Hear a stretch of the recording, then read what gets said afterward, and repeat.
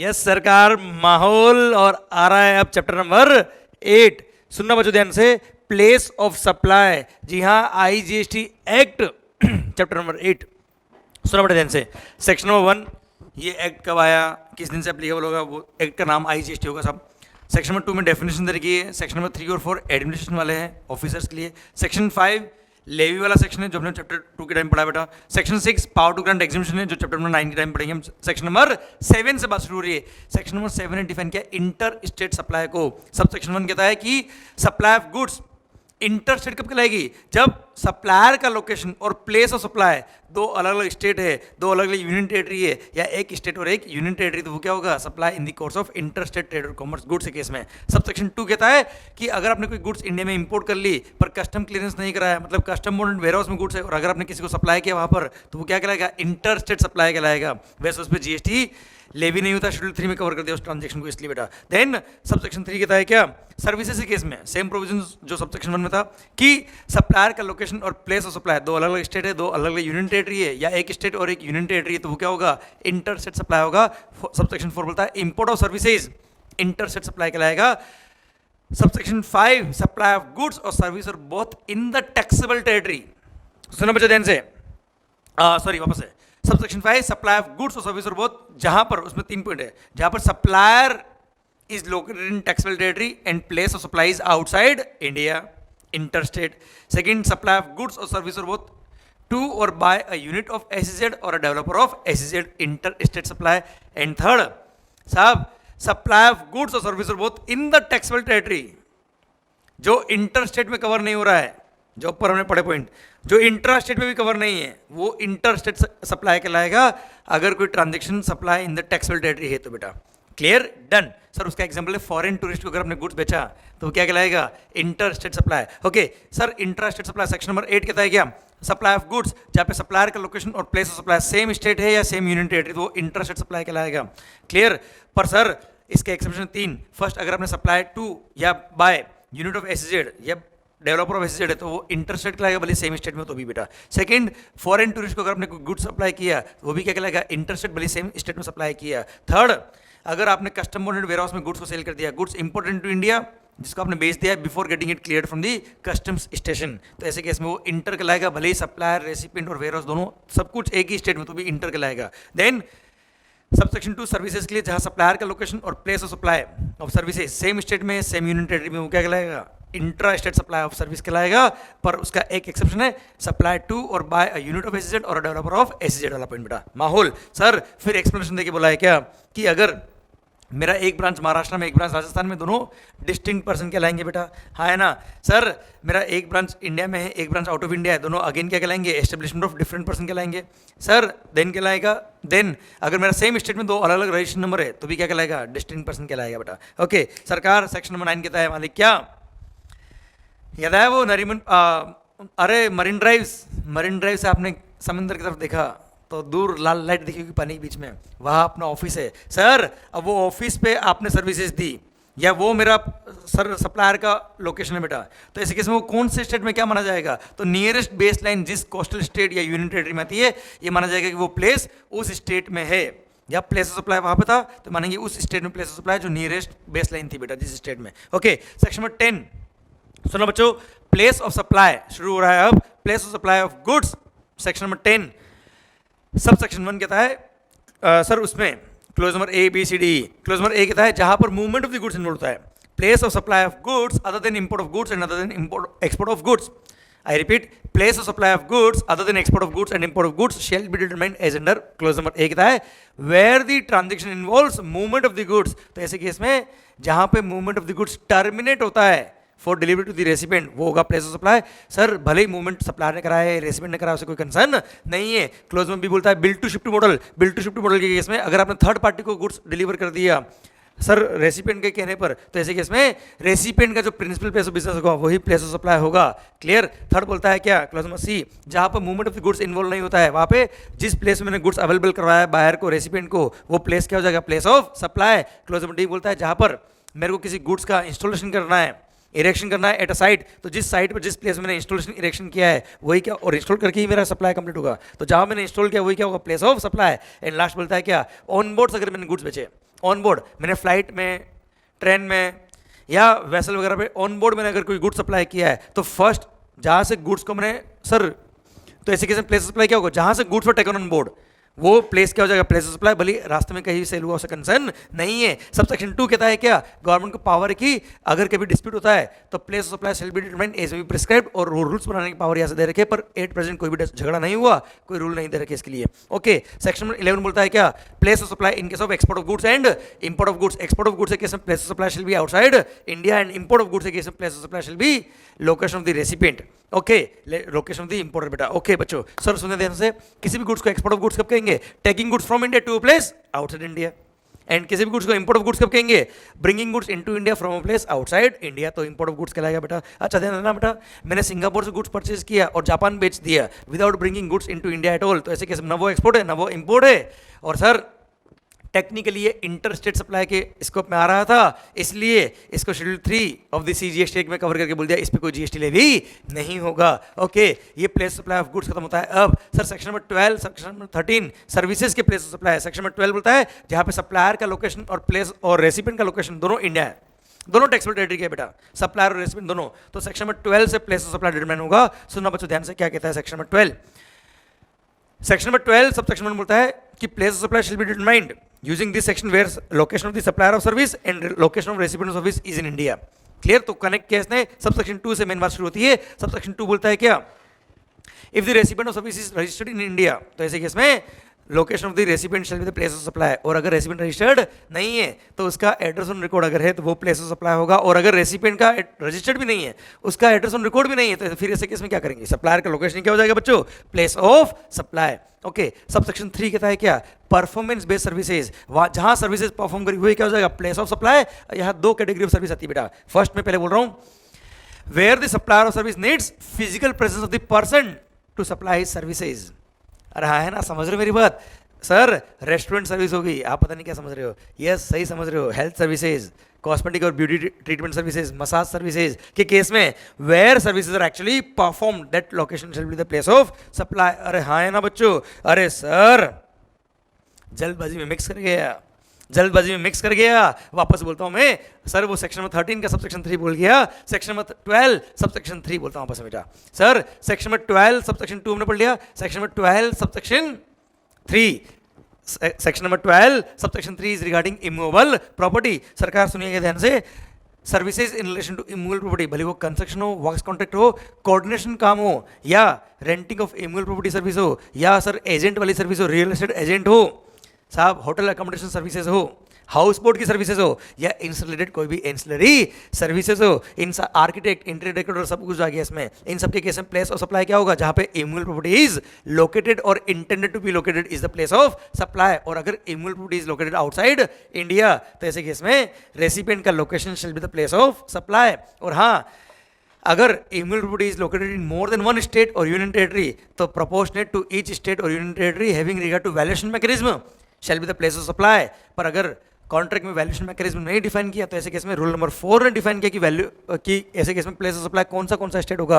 अगर hotel accommodation is services के लिए कॉमन फीस चार्ज करी और hotel is located in more than one state, अलग अलग होटल में स्टे किया और कॉमन फीस चार्ज करी, तो ऐसे केस में number of night stay in each state is the value determinable, जिसके प्रोपोर्शन में हम क्या करेंगे, respective state is the place of supply निकालेंगे बेटा। एंड देन अगर हाउस बोट या वेसल में आपने स्टे किया है, तो ऐसे केस में number of hours spent, time spent in each state, उसके बेस पे प्रोपोर्शन करेंगे। और any other services in relation to immovable property के केस में area of the immovable property के केस में प्रोपोर्शन करेंगे, respective state is the place of supply बेटा। ये था सबसेक्शन नंबर 3, सबसेक्शन और प्लस ये रूल नंबर 4 हमने पढ़ लिया बेटा। सबसेक्शन नंबर 4, सरकार रेस्टोरेंट और outdoor catering services, beauty treatment services, health services, cosmetic और प्लास्टिक सर्जरी सर्विसेज के केस में प्लेस ऑफ सप्लाई क्या होगा, where the services are actually performed is the place of supply. Subsection 5 बोलता है training और परफॉर्मेंस अप्रेजल सर्विसेज के case में रेसिडेंट अगर रजिस्टर्ड है तो उसका location is the place of supply, और अगर रेसिडेंट रजिस्टर्ड नहीं तो where the services are actually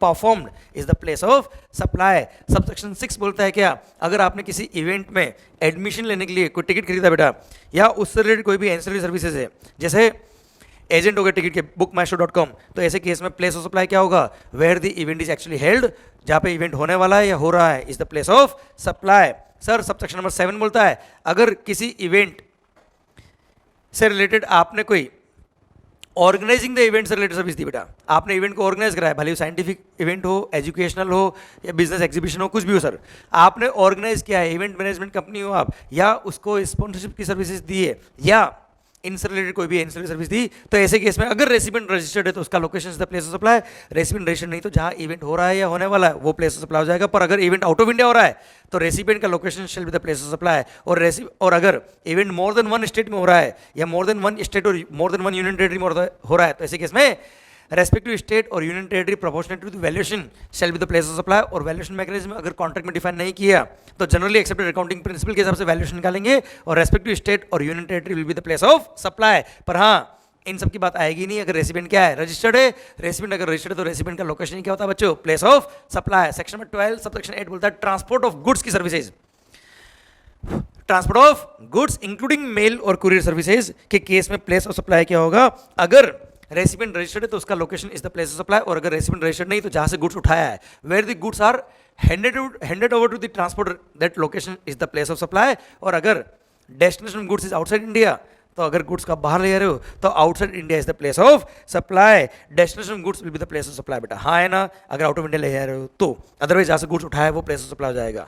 clear. Section में 12 सबसेक्शन 9 बोलता है पैसेंजर ट्रांसपोर्ट सर्विस के केस में अगेन सेम पॉइंट, अगर पैसेंजर रजिस्टर्ड है तो उसका location is the place of supply, और अगर पैसेंजर रजिस्टर्ड नहीं है तो जहाँ से पैसेंजर को उठाया है, मतलब the place from where the passenger embark on the conveyance for a continuous journey, that place will be the place of supply। पर अगर रिटर्न जर्नी अगर आपने बुक कराई है Mumbai to Goa and Goa to Mumbai, तो दोनों जर्नी को सेपरेट जर्नी मानेंगे बेटा। और हाँ, अगर at the time of booking the passage place of embarkation define नहीं है, मैंने 100 टिकट एक साथ बुक कर दिए और बोल दिया साल में कभी भी जाना होगा, मुझको जहाँ से भी जाना होगा तो मैं 4 दिन पहले बोल दूंगा, तो at the time of booking the passage ये डिफाइन नहीं है कि पैसेंजर कहाँ से एम्बार्क करेगा, तो ऐसे केस में सर सबसेक्शन 2 से प्लेस ऑफ सप्लाई निकालेंगे जनरल प्रोविजन के हिसाब से बेटा। Okay clear. पर हाँ, इन सब केस में झगड़ा होगा ही नहीं अगर रेसिपिएंट रजिस्टर्ड है, अगर रेसिपिएंट रजिस्टर्ड है तो उसका लोकेशन क्या होगा बेटा, place of supply. Subsection number 10 बोलता है ऑन बोर्ड सर्विसेज, क्या बोलता है बेटा, ऑन बोर्ड सर्विसेज। आपने फ्लाइट में खाना खाया, क्लियर, आपने फ्लाइट में कोई सर्विसेज ली, ऑन बोर्ड अगर आपने पार्टी वार्टी करी, कुछ भी मंगाया, तो ऐसे केस में first scheduled point of departure of the conveyance will be the place of supply। Subsection number 11 बोलता है telecom services including cable services, data transfer services, broadcasting services, direct to home television services, अरे D2H sir, direct to home television services, cable services, इन सब के case में place of supply क्या होगा। अब सर अगर फिक्स्ड लैंडलाइन कनेक्शन है या लीज्ड सर्किट के थ्रू सर्विस दे रहे हो आप बेटा साहब, तो या टावर या एंटीना लोकेटेड है, तो ऐसे केस में जहां वो टावर या एंटीना लोकेटेड है या फिक्स्ड लाइन लोकेटेड है वही क्या हो जाएगा, प्लेस ऑफ सप्लाई। पर अगर मोबाइल कनेक्शन है तो ऐसे केस में अगर पोस्टपेड है टेलीफोन सर्विस के केस में, इंटरनेट के केस में, तो ऐसे केस में billing address will be the place of supply. और अगर प्रीपेड है टेलीफोन सर्विसेज, इंटरनेट सर्विसेज या direct to home television services के केस में अगर प्रीपेड है तो सर अगर जैसे एयरटेल ने सर्विसेज दी किसको, एजेंट को वाउचर बेचा बेटा उसने सेलिंग एजेंट को, तो एजेंट का location shell be the place of supply, reseller का एजेंट का लोकेशन या डिस्ट्रीब्यूटर का location is the place of supply in respect of SIM card उसको बेचा आपने या कनेक्शन वाउचर बेचा आपने उसको। तो और अगर या तो एजेंट ने डायरेक्ट कंज्यूमर को सब्सक्राइबर को बेचा या डायरेक्ट कंपनी ने ही सब्सक्राइबर को बेचा, अगर डायरेक्टली प्रीपेड की सर्विसेज दी किसको, डायरेक्ट टू सब्सक्राइबर, तो where such prepayment is received is the place of supply. और अगर आपने ऑनलाइन रिचार्ज कराया तो रेसिपिएंट का लोकेशन ऑन रिकॉर्ड जो होगा वही क्या हो जाएगा, प्लेस ऑफ सप्लाई। और इन सब से अगर आपका प्लेस ऑफ सप्लाई नहीं निकल रहा तो रेसिपिएंट का location shell be the place of supply. और हाँ, इस पूरे रूल में अगर रेसिपिएंट का लोकेशन डिटरमिनेबल नहीं है या इस पूरे रूल से आपका आंसर नहीं आ रहा तो फिर क्या करेंगे, सप्लायर का लोकेशन ही क्या हो जाएगा बच्चों, प्लेस ऑफ सप्लाई। और हाँ, अगर लीज्ड सर्किट के थ्रू आप सर्विस दे रहे हो तो जहां लीज्ड सर्किट लोकेटेड होता है वही क्या होता है, प्लेस ऑफ सप्लाई। पर but if such leased circuit is located in more than one state और more than one union territory, तो रेस्पेक्टिव स्टेट और union territory proportionate to the valuation mechanism और other mechanism as may be prescribed will be the, उसके according place of supply निकलेगा। और अगर contract में valuation mechanism नहीं दे रखा तो एज मे बी प्रिस्क्राइब्ड, और उसके लिए रूल नंबर 6 दे रखा है। रूल नंबर 6 बोलता है क्या, लीज्ड लाइन के लिए आपने जो सर्किट्स लगाए हुए बेटा, अगर 2 पॉइंट है, एक वन स्टार्टिंग पॉइंट एक एंड पॉइंट, तो जिस स्टेट में वो दोनों पॉइंट लोकेटेड है वो दोनों state equally place of supply होंगे। और अगर बीच में कोई इंटरमीडिएट पॉइंट भी है जहाँ से लीज सर्किट की सर्विस देते हो आप, तो ऐसे केस में वो इंटरमीडिएट पॉइंट, बीच वाला पॉइंट जहाँ लोकेटेड होगा जिस स्टेट में, वो भी प्लेस ऑफ सप्लाई हो जाएगा और इक्वल डिवाइड कर देंगे तीनों स्टेट के अंदर बेटा। Clear? Starting point, and point, और अगर बीच में इंटरमीडिएट पॉइंट भी है लीज सर्किट का, तो रेस्पेक्टिव स्टेट जहाँ जहाँ वो पॉइंट लोकेटेड है वो सब इक्वली प्लेस ऑफ सप्लाई के अकॉर्डिंग डिफाइन हो जाएंगे बेटा। ये था section number 12 subsection number 11। Section number 12 subsection 12 बोलता है banking and other financial services including stock broking service के केस में सर रेसिपिएंट का location shall be the place of supply, और अगर रेसिपिएंट का लोकेशन ऑन रिकॉर्ड नहीं है तो सप्लायर का लोकेशन क्या हो जाएगा बच्चों? Place of supply. Section number 12 subsection 13 बोलता है क्या? इंश्योरेंस सर्विसेज के केस में अगर रेसिपिएंट रजिस्टर्ड है तो उसका location is the place of supply, और अगर रेसिपिएंट रजिस्टर्ड नहीं है तो उसका address on record shell be the place of supply. और रेसिपिएंट का एड्रेस ऑन रिकॉर्ड तो हुए होगा, नहीं तो इंश्योरेंस क्लेम भेजेंगे कहा बेटा? क्लियर? डन। और सेक्शन नंबर 12 सबसेक्शन 14 बोलता है एडवर्टीजमेंट सर्विसेज।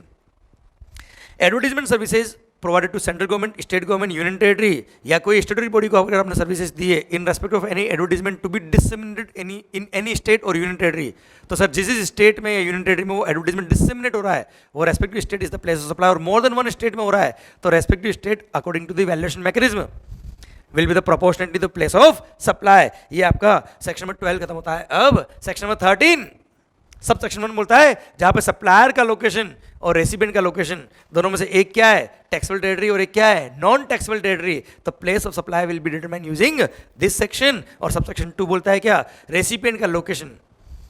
देखो sir section number 12 sub section 2 हो या सेक्शन नंबर 13 सब सेक्शन 2 हो, ये बोलता है कि अगर आपकी सर्विसेज स्पेसिफिक जो प्रोविजन दे रखे, जैसे सेक्शन नंबर 12 में सब सेक्शन 3 से लेके 14 में स्पेसिफिक प्रोविजन दे रखे, तो वो रेस्पेक्टिव सब सेक्शन फॉलो करे, और वहां कवर नहीं है तो सब सेक्शन 2, क्योंकि जिसका कोई नहीं उसका सब सेक्शन 2 है। Okay, same way section number 13 sub section 2 बोलता है क्या? अगर place of supply of services is not determinable as per subsection 3 to 13, तो place of supply will be determined using subsection 2। General provision बोलता है क्या? रेसिपिएंट का location shall be the place of supply. और हाँ, ऑर्डिनरी कोर्स ऑफ बिजनेस में recipient का location अगर डिटरमिनेबल नहीं है तो सप्लायर का लोकेशन क्या हो जाएगा बेटा? Place of supply. अब सेक्शन नंबर 13 सबसेक्शन 3 जो मैं सबसेक्शन 3 ऑफ सेक्शन 12 के टाइम पढ़ा देता बेटा वो आ रहा है। सेक्शन नंबर 13 सबसेक्शन 3 बोलता है क्या? परफॉर्मेंस बेस्ड सर्विसेज, जहां सर्विसेज एक्चुअली परफॉर्म करी हुई क्या हो जाएगा? Place of supply. यहाँ पे दो कैटेगरी ऑफ सर्विसेज है। First, where the supplier of service needs physical presence of the person to supply his services to perform his services, तो ऐसे केस में जहां सर्विसेज परफॉर्म करी है वही क्या हो जाएगा? Place of supply. Clear sir? जैसे रेस्टोरेंट और आउटडोर कैटरिंग सर्विस हो गई, ब्यूटी ट्रीटमेंट सर्विस हो गई, हेल्थ सर्विसेज हो गई, मसाज सर्विसेज हो गई, माहौल एकदम जबरदस्त, जहां सर्विसेज परफॉर्म करी वही क्या हो जाएगा? Place of supply. Second category बोलता है where the supplier of service needs physical presence of the goods to perform its services, तो ऐसे केस में जहां सर्विसेज परफॉर्म करी वही क्या हो जाएगा? Place of supply. पर सर अगर गुड्स किसी और लोकेशन पे लोकेटेड है और हमने यहाँ बैठे बैठे इलेक्ट्रॉनिक मीडिया के थ्रू गुड्स का रिपेयरिंग कर दिया, तो ऐसे केस में रिपेयरिंग करते वक्त या सर्विसेज परफॉर्म करते वक्त जो गुड्स जहां लोकेटेड था वही क्या हो जाएगा? Place of supply. And sir अगर कोई गुड्स टेम्पररी इंडिया में एंटर हुआ है for the purpose of repairs या एनी अदर प्रोसेस और ट्रीटमेंट, और वो रिपेयर या प्रोसेस या ट्रीटमेंट होने के बाद वो गुड्स वापस से इंडिया से बाहर चला गया है without being used in India, वो गुड्स को वापस आपने बाहर भेज दिया है without being used in India या एक्सेप्ट वो use which was required to perform the repairing या ट्रीटमेंट सर्विसेज। क्लियर? तो ऐसे केस में सबसेक्शन 3 फॉलो नहीं करेंगे। अब 3 फॉलो नहीं करेंगे तो क्या लगाएंगे? 2 लगाएंगे, और 2 लगाएंगे तो रेसिपिएंट का लोकेशन प्लेस ऑफ सप्लाई हो जाएगा, और वो ऑर्डिनरी कोर्स ऑफ बिजनेस में नहीं आएगा तो सप्लायर का लोकेशन आएगा बेटा। क्लियर? समझे मेरी बात? माहौल सर ये था सबसेक्शन 3। सबसेक्शन 4 बोलता है क्या? Services in relation to immovable property. Immovable property के केस में हमेशा जहां पे इमूवेबल प्रॉपर्टी लोकेटेड है या इंटेंडेड टू बी लोकेटेड है वो लोकेशन क्या हो जाएगा? Place of supply. सबसेक्शन 5 या उससे रिलेटेड कोई भी सर्विस बेटा। देन सबसेक्शन 5 कोई भी इवेंट या अम्यूजमेंट फैसिलिटी में आपने एंटिटी किट लिया, राइट टू एडमिशन, या उसको ऑर्गेनाइज करने की सर्विसेज दी, या उससे रिलेटेड कोई भी एंसिलरी सर्विसेज है, तो जहां वो इवेंट हो रहा है या होने वाला है वही क्या हो जाएगा? Place of supply. देखो यहाँ पे रेसिपिएंट रजिस्टर्ड है या नहीं है कुछ भी नहीं बोला बेटा, डायरेक्ट जहां वो इवेंट हो रहा है होने वाला वही क्या हो जाएगा बच्चों? Place of supply. सबसेक्शन 6 बोलता है क्या? सबसेक्शन 3, 4 और 5 वाली सर्विसेज अगर मोर देन वन स्टेट या मोर देन वन यूनियन अगर मोर देन वन टेरिटरी में प्रोवाइड करिए including one in India, I repeat subsection 3, 4 और 5 वाली सर्विसेज आपने मोर देन वन टेरिटरी में प्रोवाइड करिए इंक्लूडिंग वन इन इंडिया, तो एंटायर सर्विस के लिए place of supply will B India taxable territory बेटा, और पूरी वैल्यू के लिए India he place of supply हो जाएगा। बेटर क्या है? अलग अलग बिल बनाओ बेटा। तो respective country is the place of supply हो जाएगा आपका बेटा। ओके, उसमें एक्सपोर्ट होने के चांस है बेटा आपके। ओके, सबसेक्शन नंबर 7 बोलता है क्या, व्हेन सबसेक्शन 3, 4 और 5 की services are provided in more than one state और more than one union territory, तो ऐसे केस में सर रेस्पेक्टिव यूनियन टेरिटरी और respective state will be the place of supply proportionate to the valuation mechanism as defined in contract, और contract में define नहीं किया तो एज में भी प्रिस्क्राइब्ड, और उसके लिए रूल दे दिया बेटा। और रूल नंबर 7 देखिए बोल दिया क्या, आप रेस्पेक्टिव वही प्रोविजन फॉलो करेंगे जो हमने सेक्शन नंबर 12 के रूल्स में फॉलो किया था बेटा। बस परफॉर्मेंस बेस्ड सर्विसेज में अगर आपने किसी पर्सन पे सबसेक्शन 3 वाली सर्विसेज वे services are performed on persons, तो ऐसे केस में sir generally accepted accounting principle के हिसाब से निकालेंगे रेस्पेक्टिव स्टेट का प्रोपोर्शन बेटा। एंड अगर गुड्स पे आपने सर्विसेज परफॉर्म करी और सेम गुड्स अगर है तो इक्वल डिवाइड कर देंगे among all the states sir. And then अगर अलग अलग गुड्स पे आपने सर्विसेज डिफाइन करी तो sir ratio of value of goods, sir value of goods का जो रेशियो होगा उस रेशियो में हर स्टेट में डिवाइड कर देंगे प्लेस ऑफ सप्लाई को बेटा, और respective state will be the place of supply. Then आ रहा है क्या आपका सबसेक्शन नंबर 8, दिल थाम के बेटे का 3 सर्विसेज हमेशा सप्लायर का लोकेशन ही क्या होगा बेटा, प्लेस ऑफ सप्लाई। रेसिपिएंट का लोकेशन देखना भी नहीं है। फर्स्ट क्या है, services provided by banking company financial institution including NBFC to its account holders.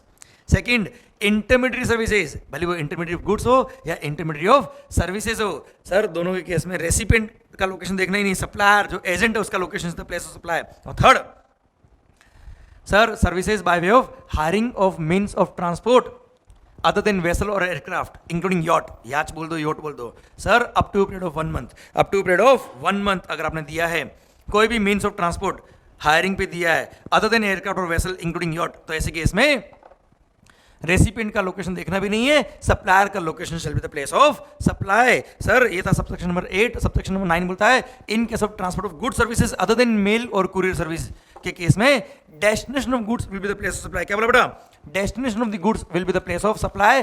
वहां पे क्या था, जहां से गुड्स को उठाया है, यहाँ पे क्या है जहां गुड्स को फेंका है वो क्या हो जाएगा बच्चों, प्लेस ऑफ सप्लाई। सबसेक्शन 10 बोलता है क्या, पैसेंजर ट्रांसपोर्ट सर्विस के केस में जहां से पैसेंजर ने एम्बार्क किया है for the conveyance on the conveyance for continuous journey, वो क्या हो जाएगा, प्लेस ऑफ सप्लाई। पर हाँ याद ध्यान रखना बेटा, मल्टीपल जर्नी अगर है तो उसको सिंगल जर्नी मानते हैं। जैसे वहां लिखा था सेक्शन नंबर 12 में कि रिटर्न टिकट अगर है तो उसको सेपरेट जर्नी मानना है, यहाँ पे सिंगल जर्नी मानना है। क्लियर, एक ही जर्नी के अंदर मल्टीपल टिकट्स अगर आपके है तो फर्स्ट टिकट जहां से आपने इशू कराया है, फर्स्ट बार जहां से आप एम्बार्क हुए, सिंगल टिकट अगर है, सिंगल टिकट अगर है मल्टीपल जर्नी के लिए, तो फर्स्ट जहां से आपने एम्बार्क किया वही क्या हो जाएगा, place of supply for the entire journey. And sir section number 13 subsection 11 बोलता है ऑनबोर्ड सर्विसेज के केस में, किसके केस में बेटा, ऑनबोर्ड सर्विसेज के केस में first scheduled departure of the conveyance is the place of supply. जैसे फ्लाइट में आपने खाना वाना खाया, कोई भी सर्विसेज ली बेटा आपने, क्लियर माहौल आपने जबरदस्त। सेक्शन नंबर 13 सबसेक्शन 12 बोलता है क्या, OIDR सर्विसेज, ऑनलाइन इंफॉर्मेशन और डेटाबेस एक्सेस और रिट्रीवल सर्विसेज प्रोवाइड करिए, तो ऐसे केस में हमेशा रेसिपिएंट का location he place of supply होगा।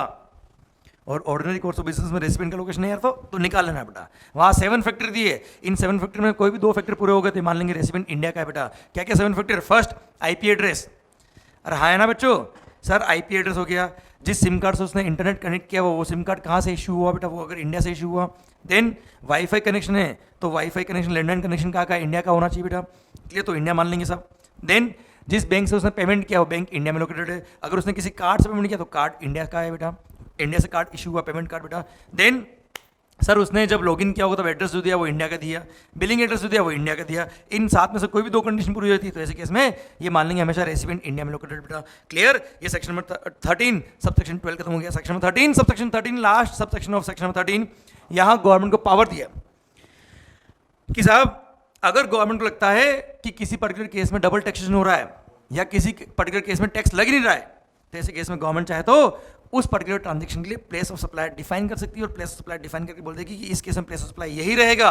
और 8% 2 ट्रांजैक्शन डिफाइंड है, जिनके जुलाई 20 में एग्जाम है उनके लिए तो एक ही ट्रांजैक्शन, जिनके लिए नवंबर 20 एग्जाम से उनके लिए एक ट्रांजैक्शन और ऐड हो गया बेटा इसके अंदर। सुनना, दोनों पॉइंट बोल रहा हूँ मैं आपके लिए। फर्स्ट जो ऑलरेडी था पॉइंट में जो जुलाई 20 में भी एप्लीकेबल है वो क्या है, supply of research and development services relating to pharmaceutical sector, जहां पे supplier of service is located in India and recipient is outside India, तो ऐसे केस में हमेशा रेसिपिएंट का location shall be the place of supply. किसका location बेटा, recipient का लोकेशन। क्यों, क्योंकि बेटा सप्लायर इंडिया का है, रेसिपिएंट आउट ऑफ इंडिया का। अब सर R&D सर्विस दे रहा है किस पे, मेडिसिन पे बेटा, फार्मास्यूटिकल सेक्टर में, तो सबसेक्शन 3 में कवर हो गया, जहां सर्विसेज परफॉर्म करी वही प्लेस ऑफ सप्लाई हो जाएगा।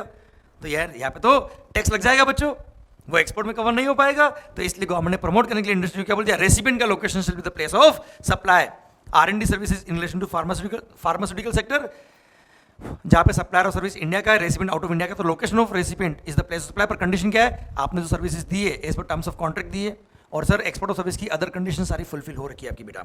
एंड सेकंड पॉइंट जो अभी इसी बार ऐड हुआ है, जो नवंबर 20 के लिए रिलेवेंट है, जुलाई 20 के लिए रिलेवेंट नहीं है, रिपेयरिंग सर्विसेज, रिपेयरिंग मेंटेनेंस और overall services in relation to aircraft या एयरक्राफ्ट इंजन या पार्ट्स और कंपोनेंट्स ऑफ एयरक्राफ्ट के केस में हमेशा रेसिपिएंट का location shall be the place of supply. Recipient का लोकेशन प्लेस ऑफ सप्लाई माना जाएगा बच्चों।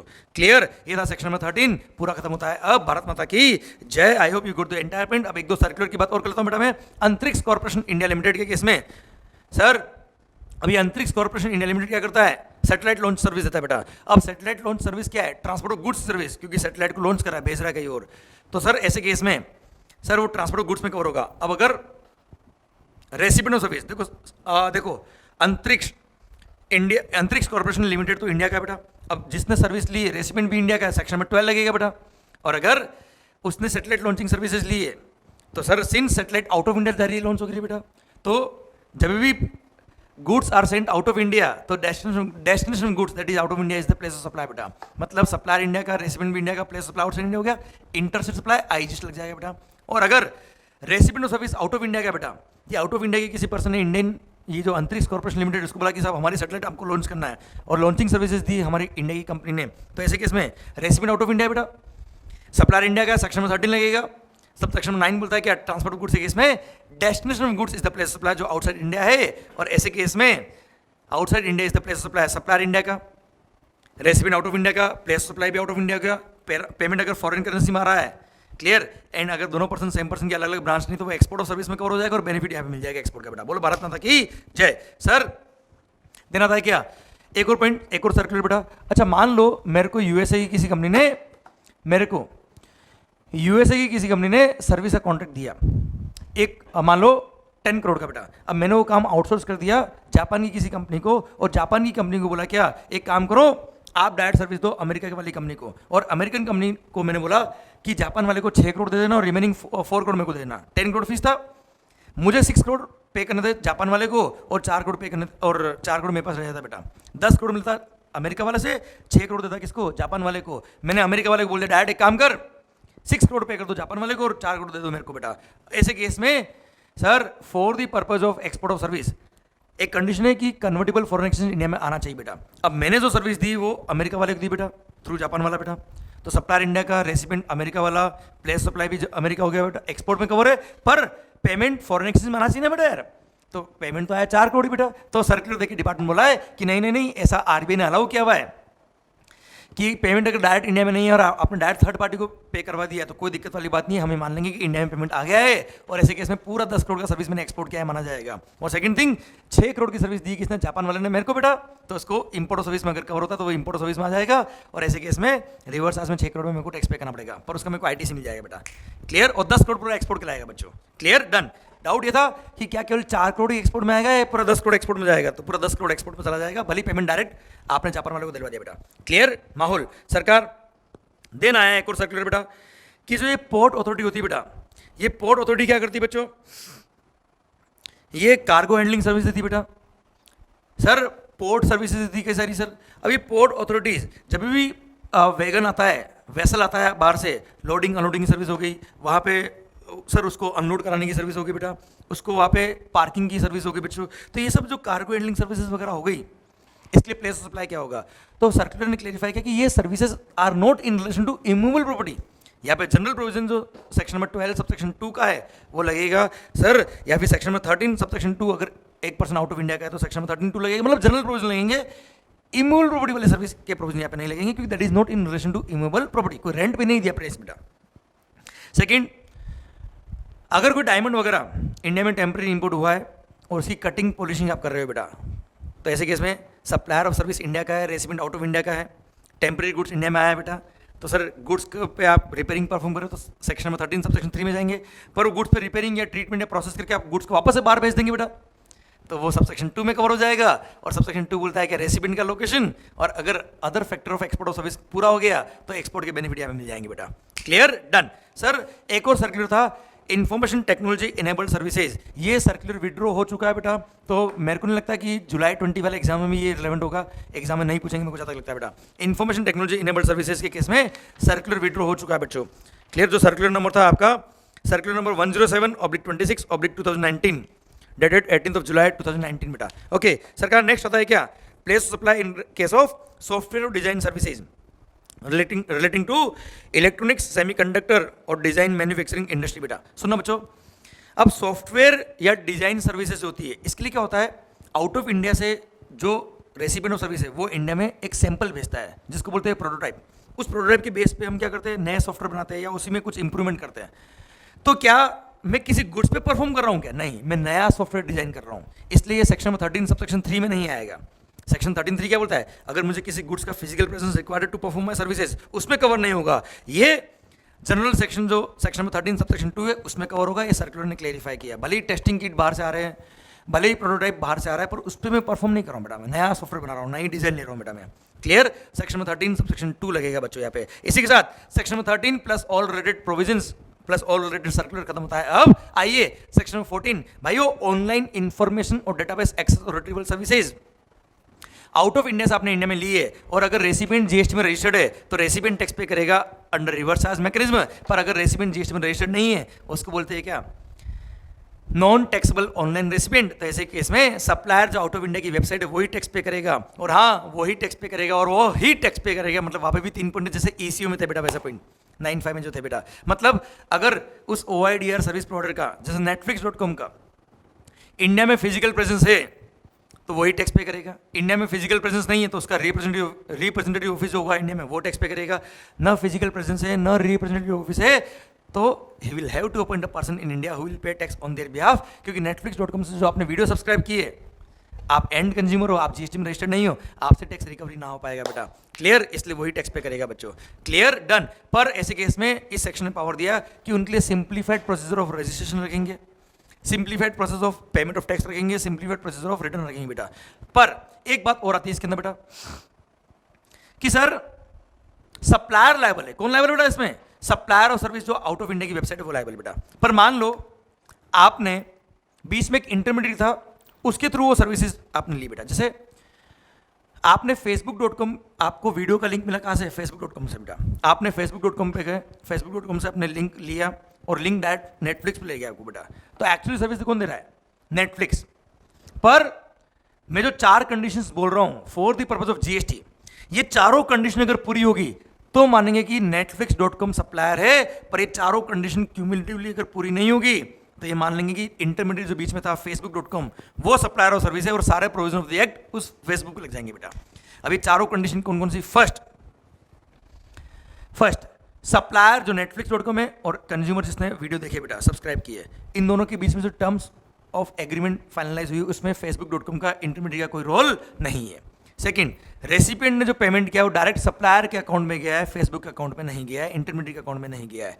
थर्ड, अगर services were found to be defective थे इसके केस में इंटरमीडिएट किसी भी लेवल पे रेस्पॉन्सिबल नहीं है। और जो इनवॉइस या डॉक्यूमेंट जो इशू किया है उसमें क्लियर लिखा है कि services are being provided by netflix.com not by the intermediate. तो ऐसे केस में netflix.com ही सप्लायर कहलाएगा।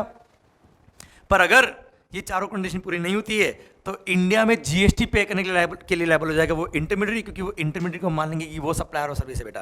Clear, done. ये पूरा सेक्शन 14 खत्म होता है। अब सेक्शन 15 फॉरेन टूरिस्ट।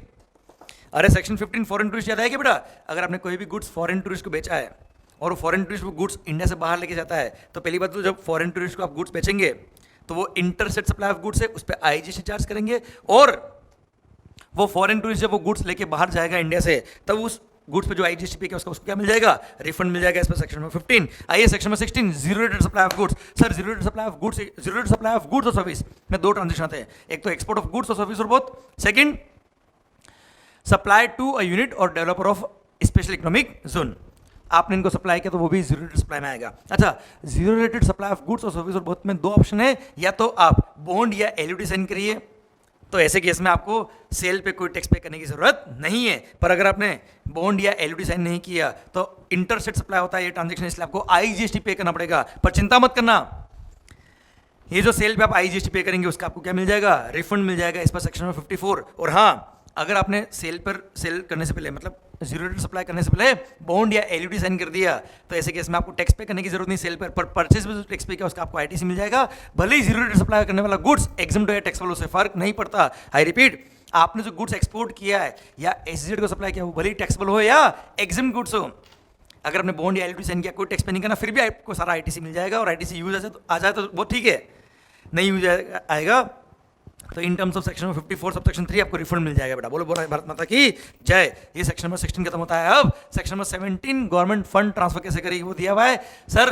17, 18, अच्छा बीच में 17A भी ऐड हो गया बेटा। ये गवर्नमेंट अपने फंड्स ट्रांसफर कैसे करेगी, इंटर गवर्नमेंट फंड ट्रांसफर कैसे होंगे, अकाउंट सेटलमेंट कैसे होंगे, वो दे रखे एग्जाम के कोई खास रिलेवेंट नहीं है। सेक्शन नंबर 19 कहता है क्या बेटा, अगर आपने गलती से किसी ट्रांजेक्शन में सीजीएसटी और एसजीएसटी पे कर दिया जबकि वो ट्रांजेक्शन था इंटरस्टेट का, तो हम आपसे आईजीएसटी का रिकवरी करेंगे। पर अगर आपने बच्चों सेम वे अगर आपने गलती से किसी इंटरस्टेट सप्लाई पर सी और एस पे किया तो हम आपसे आई की रिकवरी करेंगे। पर हाँ, ऐसे केस में हम इंटरेस्ट चार्ज नहीं करेंगे। And vice versa same section दे रखा है आपको कहाँ पर, सीजीएसटी एक्ट में कि गलती से इंटरस्टेट सप्लाई पे आपने आईजीएसटी पे कर दिया तो आप आईजीएसटी का रिफंड ले लेना, पर आपको से हम सी और एस तो रिकवरी करेंगे, पर ऐसे केस में कोई इंटरेस्ट चार्ज नहीं करेंगे बेटा। क्लियर। ये सेक्शन 19 खत्म होता है अब, और सेक्शन 20 से लेकर 25 तो कोई खास बात नहीं है बेटा, एग्जामिनेशन पर्पस के लिए कोई रिलेवेंट नहीं है। भारत माता की जय। इसी के साथ चैप्टर नंबर 8 भी खत्म होता है अब। शायद सारे प्रोविजन आपको फास्ट क्विक वे में रिवीजन हो गए सर, अच्छे से पढ़िए। All the very best sir, take care, stay safe, मजे मारिए। Thank you so much. कोई डाउट हो इस टॉपिक में आप कमेंट बॉक्स में लिख सकते हो बच्चों, अच्छे से पढ़िए। All the very best. And माहौल अपने आप को मोटिवेट करते रहिए। और सर मुझे भी माहौल या शानदार या माहौल जैसा भी आपको फीडबैक है वो कमेंट बॉक्स में लिख के मुझे भी मोटिवेट करो, मैं आपको और मोटिवेट करूंगा। माहौल done. Thank you so much, all the best, thank you.